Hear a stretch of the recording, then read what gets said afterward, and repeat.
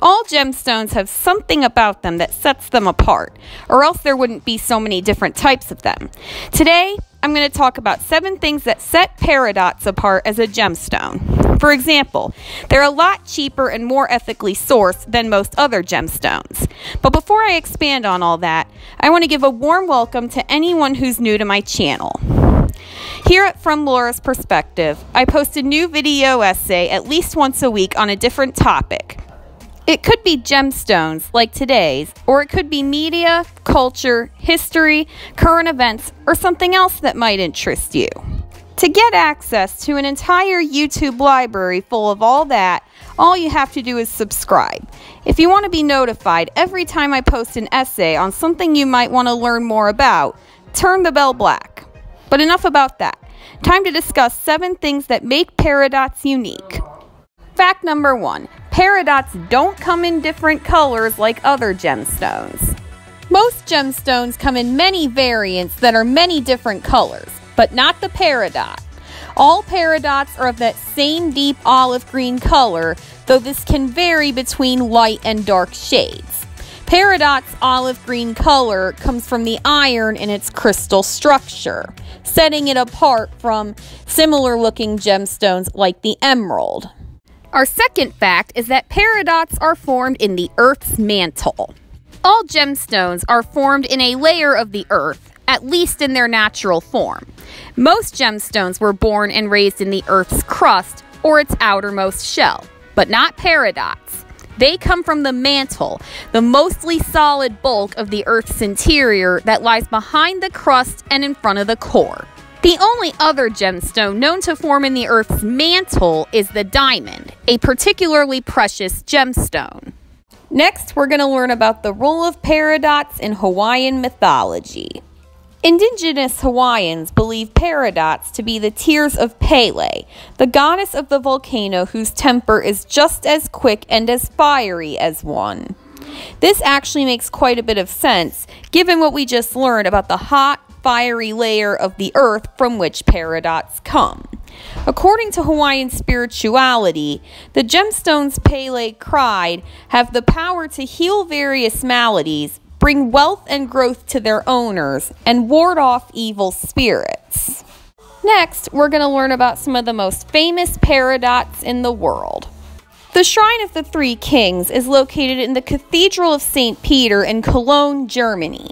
The shrine is adorned with gold and 1,000 gemstones and is believed to contain the bones of the 3 wise men from the Bible. The gemstones on the shrine were initially believed to be emeralds, but it was later realized that they were actually peridots.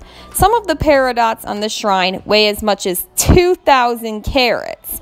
That's a pretty big deal considering our next fact, which is that peridots weigh less and are a lot less expensive than most other gemstones. This is probably because the mineral olivine is so common. Most peridot weighs 4 carats or less, making the gemstone less expensive than most others. There's a more expensive version of the peridot that weighs more than 10 carats, but it's nearly impossible to obtain because it's so, well, rare and expensive. That's probably the kind of peridot that is adorning the Shrine of the Three Kings, as I discussed in the last section. But generally speaking, anyone who owns peridot jewelry owns it in the more common 4-carat form. But being cheap and common isn't the only reason people are more likely to own peridots than other gemstones. Another contributing factor is fact number 6, which is that peridots are considered one of the more ethically sourced gemstones. Unfortunately, a lot of the gemstones and jewelry we wear, especially when it's natural rather than artificial, is mined through harsh third-world child slavery and methods of mining that pollute air and water. But peridots are different. Even in the case of natural peridots, most of their mine deposits are located in the southwestern United States, but there are also deposits in Myanmar, China, and Pakistan. Most of the time, the mining methods are ethical and environmentally friendly. Just like with any gemstone, there are inevitably some peridots that were mined through environmentally destructive slavery, but this isn't as common with the peridot as it is with other gemstones. And last but not least, we're going to talk about the peridot as a birthstone.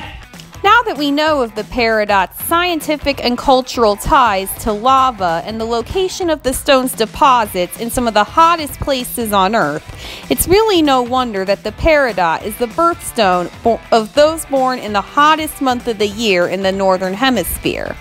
I probably should have dedicated a whole other section of this video to this, but the peridot has long been associated with the sun due to its luminous and transparent qualities.